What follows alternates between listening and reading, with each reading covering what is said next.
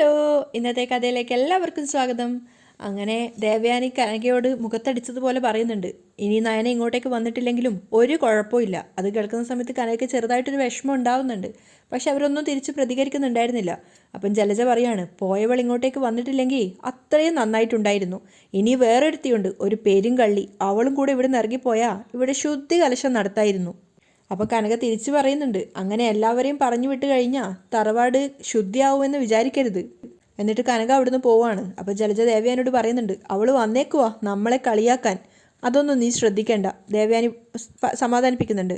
അതേസമയം മൂർത്തി ജ്വല്ലറിയിൽ ക്ലയൻസ് രണ്ടുപേരും വന്നിട്ടുണ്ടായിരുന്നു. അപ്പം നേരെ പവിത്രയുടെ അരികിലേക്ക് പോയിട്ട് MD കുറിച്ച് അന്വേഷിക്കുകയാണ്. അപ്പം പവിത്ര പറയുന്നുണ്ട്, അദ്ദേഹം ഇപ്പോൾ വരും. ഞങ്ങൾ ആ ഡിസൈനെ കുറിച്ചിട്ടുള്ള ധാരണയൊക്കെ എന്തായി? അത് അദ്ദേഹം സംസാരിച്ചുകൊണ്ടിരിക്കുകയാണ്. ഞങ്ങൾ ഈ സമയത്ത് വരുമെന്ന് പറഞ്ഞതല്ലേ? അവർ ചോദിക്കുന്നുണ്ട്. ഞാൻ MD വിളിക്കാം, നിങ്ങൾ ഇവിടെ വെയിറ്റ് ചെയ്യും. അതിനുശേഷം പവിത്ര വീണ്ടും പോയിട്ട് ആദർശിനോട് പറയാണ്, കസ്റ്റമേഴ്സ് എത്തിയിട്ടുണ്ട്, മാഡത്തെ ഒന്ന് വിളിക്കാവൂ സാർ. അപ്പോൾ ആദർശ് ദേഷ്യത്തോടെയാണ് പ്രതികരിക്കുന്നത്, നിങ്ങളെ കൊണ്ടൊന്നും ഒരു കഴിവുമില്ലല്ലോ, ഞാൻ എന്തായാലും വിളിക്കില്ല. അപ്പോൾ പവിത്ര ചോദിക്കുകയാണ്, എങ്കിൽ ഞാനൊന്ന് വിളിച്ചോട്ടെ, അല്ലാതെ വേറെ രക്ഷയില്ലല്ലോ. ആ വിളിക്ക്. പവിത്ര നേരെ നയനയെ വിളിക്കുകയാണ്. മാഡം, ഞാൻ പവിത്രയാ. ആ എന്താ വിളിച്ചത്? മാഡം, കസ്റ്റമേഴ്സ് വന്നിട്ടുണ്ട്. അവർ പറഞ്ഞ ഡിസൈനിൽ ഞാൻ ചെയ്തിട്ട് റെഡിയാവുന്നില്ല. മാഡം ഒന്ന് സഹായിക്കണം. അപ്പം നയന സംശയത്തോട് ചോദിക്കുകയാണ്, സഹായിക്കുന്നത് കൊണ്ട് കുഴപ്പമൊന്നുമില്ല. എന്താ പവിത്രയുടെ MDക്ക് നാവില്ലേ? ആദർശേട്ടൻ എന്നെ വിളിച്ചൂടെ? അത് പിന്നെ പവിത്ര ഇങ്ങനെ വെപ്രാളത്തോടെ നിൽക്കുകയാണ്. വിളിക്കേണ്ട ആൾ വിളിക്കട്ടെ, അപ്പോൾ ഇതിനുള്ള മറുപടി ഞാൻ കൊടുത്തോളാം. നയന വിട്ടുകൊടുക്കുന്നില്ല. നയന കോള് കട്ട് ചെയ്തപ്പോൾ പവിത്ര ധർമ്മസങ്കടത്തിലായി. എന്താ? അത് സാറ് വിളിക്കണമെന്നാ പറഞ്ഞത്. അവളെ ഞാൻ വിളിക്കാനോ? ആദർശം ദേഷ്യം വരികയാണ്. എനിക്കറിയാം അവൾ അങ്ങനെ തന്നെയാണ് പറയാന്ന്, അതുകൊണ്ടാണ് ഞാൻ പറഞ്ഞത് ഞാൻ വിളിക്കില്ല എന്ന്. വിളിച്ചില്ലെങ്കിൽ കസ്റ്റമേഴ്സ് അവരുടെ പാട്ടിന് പോവും സാർ. അങ്ങനെയെങ്കിൽ വലിയൊരു ഓർഡർ നമുക്ക് നഷ്ടമാവുന്നത്. പവിത്ര ആകെ ധർമ്മസങ്കടത്തിലാണ്. അപ്പോൾ ആദർശ് പറയാണ്, അങ്ങനെ ഓർഡർ നഷ്ടപ്പെട്ടാ പവിത്രയുടെ സാലറിയിൽ നിന്ന് അത് പിടിക്കുമെന്ന് ഞാൻ പറഞ്ഞിട്ടുണ്ടല്ലോ. അപ്പോൾ പവിത്രയും പറയുന്നുണ്ട്, തൽക്കാലം അത് നികത്താൻ പറ്റും. പക്ഷേ ഇനിയൊരു ഓർഡർ വരുമ്പോൾ ഇതേ നിലപാട് തുടർന്നാൽ എനിക്കിവിടെ നിന്ന് റിസൈൻ ചെയ്ത് പോവേണ്ടി വരും സാർ. അപ്പോൾ ആദർശ് ദേഷ്യത്തോടെ പറയാണ്, എങ്കിലൊരു കാര്യം ചെയ്യ്, താൻ ഇപ്പോഴേ റിസൈൻ ചെയ്ത് പോയിക്കോ, അതാ നല്ലത്. സാർ, എന്തെങ്കിലും ഈഗോ മാഡോ ആയിട്ടുണ്ടെങ്കിൽ അതെല്ലാം കളഞ്ഞിട്ട് വിളിക്കണം സാർ. കസ്റ്റമേഴ്സ് വെയിറ്റ് ചെയ്യുക എന്ന് പറഞ്ഞുകൊണ്ട് പവിത്ര അവിടുന്ന് പോവുകയാണ്. അപ്പം ആദർശ് രണ്ടും കൽപ്പിച്ച് നയനെ വിളിക്കുകയാണ്. നയനെ നോക്കുന്ന സമയത്ത് ആദർശിൻ്റെ പേര് കാണുമ്പോൾ അവൾ വിചാരിക്കുന്നുണ്ട്, ഓ അപ്പോൾ വിളിക്കാനൊക്കെ അറിയാം. എന്നിട്ട് ഫോൺ എടുത്തിട്ട് കുറച്ചൊരു ജാടായിട്ടിട്ടാണ് സംസാരിക്കുന്നത്. ഹലോ, ആരാ? എന്താ എൻ്റെ നമ്പർ കണ്ടാൽ നിനക്കറിയില്ലേ? ആദർശ് തട്ടിക്കയറുകയാണ്. ഓ, ഇത് മൂർത്തി ജ്വല്ലറിയുടെ MD ആണല്ലേ? അതിന് ആദർശ് മറുപടിയൊന്നും പറയുന്നില്ല. അതെ, പവിത്ര ഒരു കാര്യം പറഞ്ഞില്ലേ? അത് പവിത്രയല്ലല്ലോ പറയേണ്ടത്. നയന തിരിച്ചു ചോദിക്കുന്നുണ്ട്. എന്നാലേ ഞാൻ പറയുവാ, പവിത്ര ഒരു ഡിസൈൻ അങ്ങോട്ടേക്ക് അയച്ചു തരും. കസ്റ്റമേഴ്സിൻ്റെ ഐഡിയ അനുസരിച്ച് അതൊന്ന് കറക്റ്റ് ചെയ്ത് നല്ലൊരു ഡിസൈനാക്കി അയച്ചു തരണം. അതെ, ഇങ്ങനെ ഓർഡർ ചെയ്യേണ്ട കാര്യമൊന്നുമില്ല, മര്യാദയ്ക്ക് പറഞ്ഞാൽ മതി. നയനൻ ദേഷ്യത്തിൽ തന്നെയാണ് തിരിച്ചു പറയുന്നത്. നിനക്ക് എത്ര തുകയാണ് അതിന് വേണ്ടതെന്ന് വെച്ചാൽ ഇന്ന് തന്നെ വീട്ടിലെത്തിച്ചിരിക്കും. അതുകൊണ്ട് സൗജന്യമായിട്ട് ആരും ഒന്നും ചെയ്യണ്ട. നയനക്കും ദേഷ്യം വരുന്നുണ്ടായിരുന്നു. ദേ, ഇങ്ങനെ ചൂടായിട്ട് സംസാരിച്ചാലേ ഡിസൈൻ ഒന്നും വരാൻ പോകുന്നില്ല. ആ, എനിക്കിങ്ങനെയൊക്കെ സംസാരിക്കാൻ അറിയൂ. നിനക്കേ ഇഷ്ടമുണ്ടെങ്കിൽ ചെയ്യാം, അത് വെറുതെ അല്ലെന്ന് ഞാൻ പറഞ്ഞു കഴിഞ്ഞു. അപ്പം നയനയും പറയാണ്, ആ എന്തായാലും ഞാനൊന്ന് ആലോചിക്കട്ടെ. ആ, ആലോചിച്ചിട്ടൊക്കെ മതി. എന്നാ വെക്കട്ടെ? നയന ചോദിക്കുകയാണ്. അല്ല, നീ സ്ഥിരമായിട്ട് അവിടെ തന്നെ നിൽക്കാനാണോ തീരുമാനിച്ചിരിക്കുന്നത്? നയന ഒന്നും പറയുന്നില്ല. അല്ല, അങ്ങനെ നിന്നാലും എനിക്ക് വലിയ കുഴപ്പമൊന്നുമില്ല. ആദർശ് വീണ്ടും ചൂടാവുകയാണ്. അപ്പം നയന ചോദിക്കുന്നുണ്ട്, അല്ല ഇതെന്തിനിങ്ങനെ ഇടയ്ക്കിടയ്ക്ക് പറയുന്നേ? അല്ല, ഞാനിങ്ങനെ വിളിക്കുമ്പോൾ നിനക്കൊരു തോന്നലുണ്ടാവും ഞാൻ തോറ്റു തരുവാണെന്ന്. അപ്പോൾ നയന പറയുന്നുണ്ട്, ആദർശേട്ടനെ എവിടെയും തോൽക്കില്ല എന്ന് എനിക്ക് നന്നായിട്ടറിയാം. അപ്പോൾ ആദർശ് പറയാ, തോൽക്കാൻ എനിക്ക് മടിയൊന്നുമില്ല, പക്ഷേ നിന്റെ മുന്നിൽ തൽക്കാലം എനിക്ക് തോക്കേണ്ട ആവശ്യമൊന്നുമില്ല. ശരി. ആദർശ് ഫോൺ കട്ട് ചെയ്യാണ്. അപ്പോൾ നയന വിചാരിക്കുന്നുണ്ട്, ഏതായാലും ഒന്ന് വരച്ച് സഹായിച്ചേക്കാം.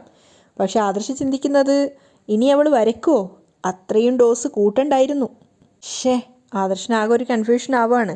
കുറച്ച് നേരത്തിന് ശേഷം ആദർശ് വന്നിട്ട് ക്ലയൻസുമായിട്ട് സംസാരിക്കുകയാണ്.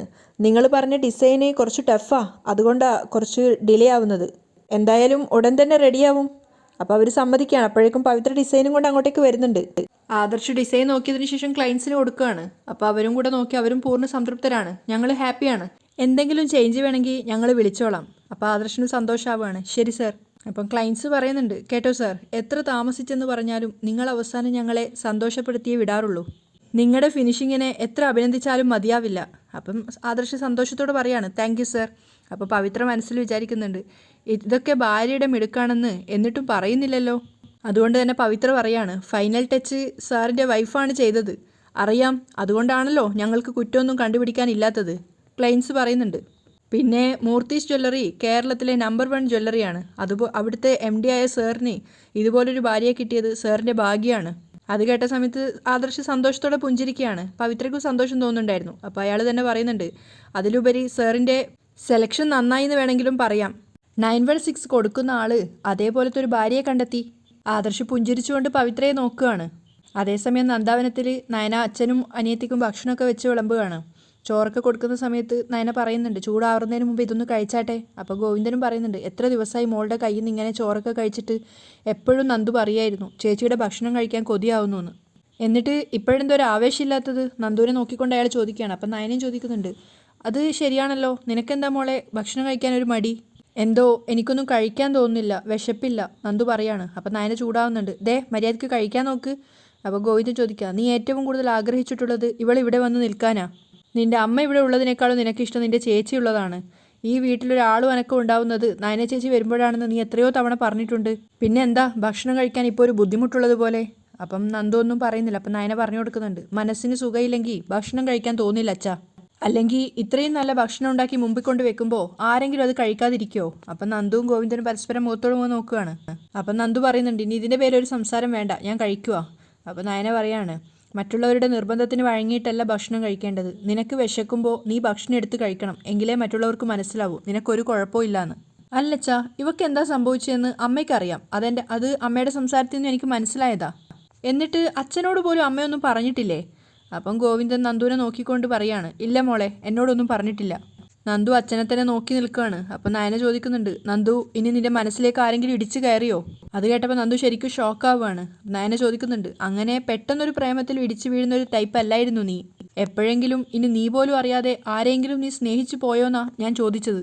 അങ്ങനെയൊന്നും ഇല്ല ചേച്ചി, വെറുതെ ചേച്ചി അതിൽ കിടന്നൊന്നും ചിന്തിക്കണ്ട എന്ന് പറഞ്ഞ് നന്ദു വേഗം ഭക്ഷണം എടുത്ത് കഴിക്കുകയാണ്. അപ്പം ഗോവിന്ദൻ ദേഷ്യത്തോടെ മകളെ നോക്കുന്നുണ്ട്. നയനക്ക് അപ്പോഴും സംശയം വിട്ടു മാറുന്നില്ല. അതേസമയം അനന്തപുരിയിൽ രാത്രിയത്തെ ഭക്ഷണം വിളമ്പുകയാണ് ദേവയാനിയും അതുപോലെ തന്നെ ജലജയും. കനകയടക്കം എല്ലാവരും വന്ന് ഡൈനിങ് ടേബിളിൽ ഇരിക്കുന്നുണ്ട്.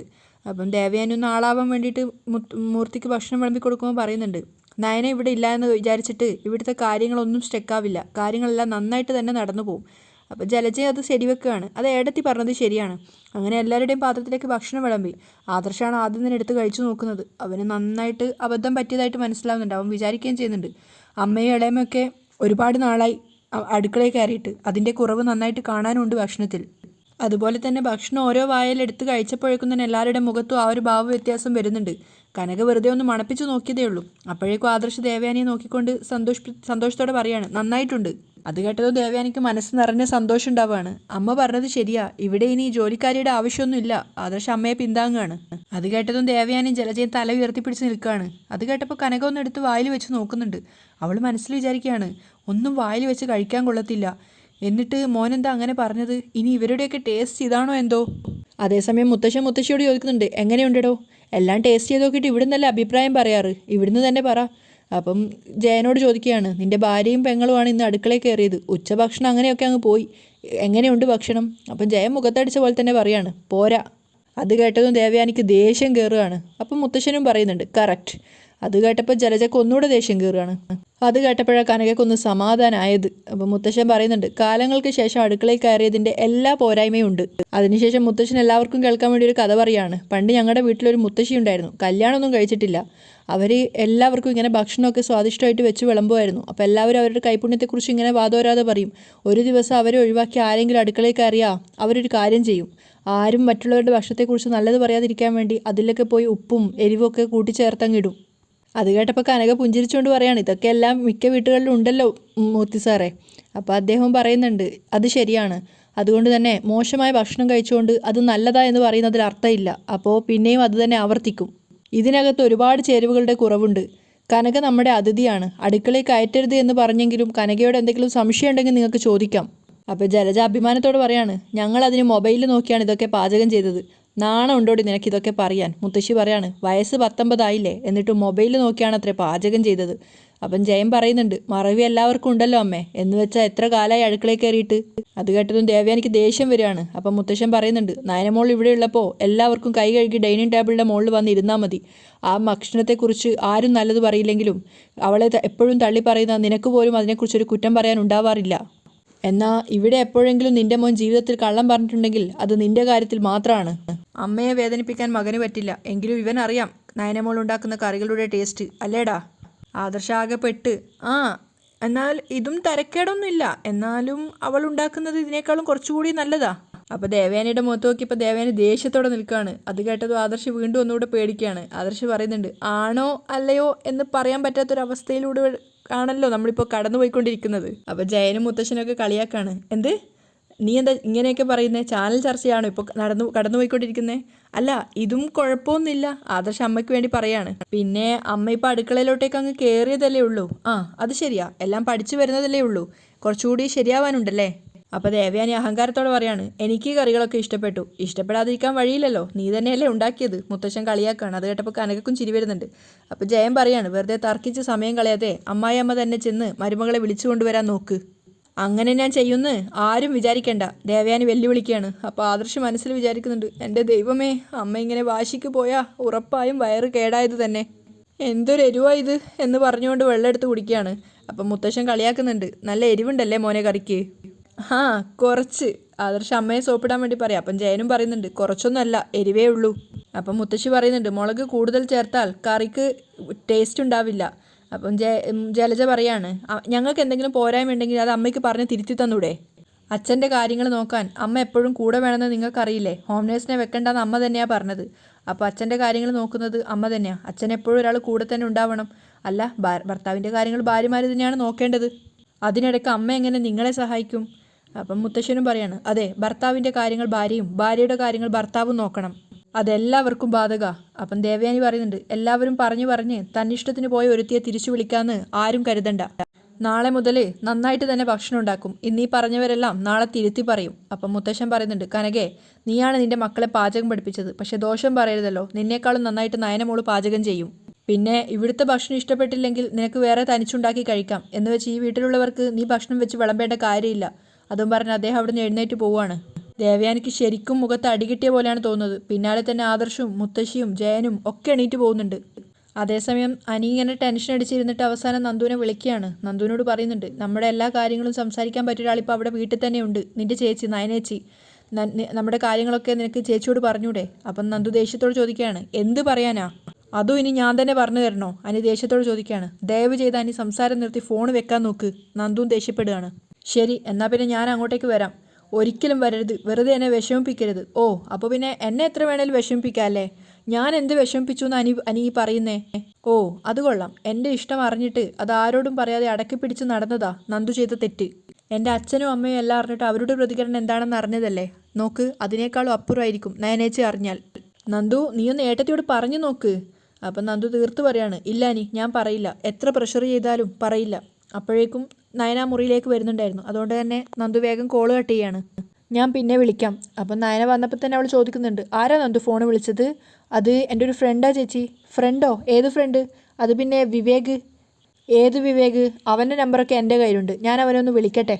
അപ്പം നന്ദു ദേഷ്യത്തോട് ചോദിക്കുകയാണ്, എന്തിനാ ചേച്ചി അവരെയൊക്കെ വിളിക്കുന്നത്? അവൻ എന്തൊക്കെയോ പ്രശ്നത്തിൽപ്പെട്ട് നടക്കുക. അപ്പം നയന സംശയത്തോട് ചോദിക്കുകയാണ്, നീ ഇനി എന്തെങ്കിലും പ്രശ്നം ഉണ്ടാക്കിയിട്ടുണ്ടോ? പണ്ടൊരുത്തൻ്റെ തല തല്ലി പൊളിച്ച് നീ പോയി സ്റ്റേഷനിൽ കിടന്നല്ലോ, അതുപോലെ എന്തെങ്കിലും പ്രശ്നം ഉണ്ടാക്കിയിട്ടുണ്ടോ? അതാണോ നിൻ്റെ ഈ മാറ്റത്തിന് കാരണം? അപ്പം നന്ദു പറയുന്നുണ്ട്, അങ്ങനെയൊന്നും ഇല്ല ചേച്ചി, എന്തോ ഒന്നുണ്ട്, അതാണ് നിൻ്റെ ഈ മാറ്റത്തിന് കാരണം. അല്ലെങ്കിൽ നീ ആരെയോ പ്രേമിക്കുന്നുണ്ട്, അത് ഉറപ്പാ. അപ്പം നന്ദു ശരിക്കും ഷോക്കാവുകയാണ്. എന്തായാലും അതൊക്കെ അറിയാൻ വേണ്ടി തന്നെയാണ് ഞാൻ ഇങ്ങോട്ടേക്ക് വന്നത്. ഇവിടെ ഞാൻ 2-3 ദിവസം നിൽക്കുന്നത് ആദർശേട്ടൻ ഉൾപ്പെടെ ആർക്കും ഇഷ്ടമല്ല. എന്നിട്ടും നമ്മുടെ വീട്ടിൽ എന്തൊക്കെയോ താളം തെറ്റലുകൾ ഉണ്ടെന്ന് അമ്മയുടെ സംസാരത്തിൽ നിന്നും മനസ്സിലായതുകൊണ്ടാണ് ഞാൻ ഇങ്ങോട്ടേക്ക് വന്നത്. അങ്ങനെയുള്ള എന്നോട് നിനക്കെല്ലാം തുറന്നു പറഞ്ഞൂടെ? അപ്പം നന്ദു വിഷമത്തോടെ ചേച്ചിയെ നോക്കുകയാണ്. അപ്പം നയന ചോദിക്കുന്നുണ്ട്, ഇത്രയും കാലത്തിനിടയ്ക്ക് നമുക്കിടയിൽ എന്തെങ്കിലും രഹസ്യം ഉണ്ടായിട്ടുണ്ടോ? നീ എന്തെങ്കിലും എന്നോട് പറയാതിരുന്നിട്ടുണ്ടോ? അങ്ങനെ ഇപ്പോൾ പറയാൻ മാത്രം ഒന്നുമില്ല ചേച്ചി. ഒന്നുമില്ല? നയന ചോദിക്കുക. അങ്ങനെ ഒന്നുമില്ല എന്ന് പറഞ്ഞാലും എനിക്കറിയാം നിന്റെ മനസ്സ് പിടിവിട്ട് നടക്കുവാന്ന്. എന്തായാലും ഈ മനസ്സിൽ എന്താണെന്ന് അറിഞ്ഞിട്ടേ ഞാൻ ഇവിടുന്ന് പോകുന്നുള്ളൂ. നയന ഉറച്ചു പറയാണ്. അത് കേട്ടപ്പോൾ നന്ദു ശരിക്കും ഷോക്കാവുന്നുണ്ട്. അവിടെയാണ് ഇന്നത്തെ എപ്പിസോഡ് വൈൻഡപ്പ് ചെയ്യുന്നത്.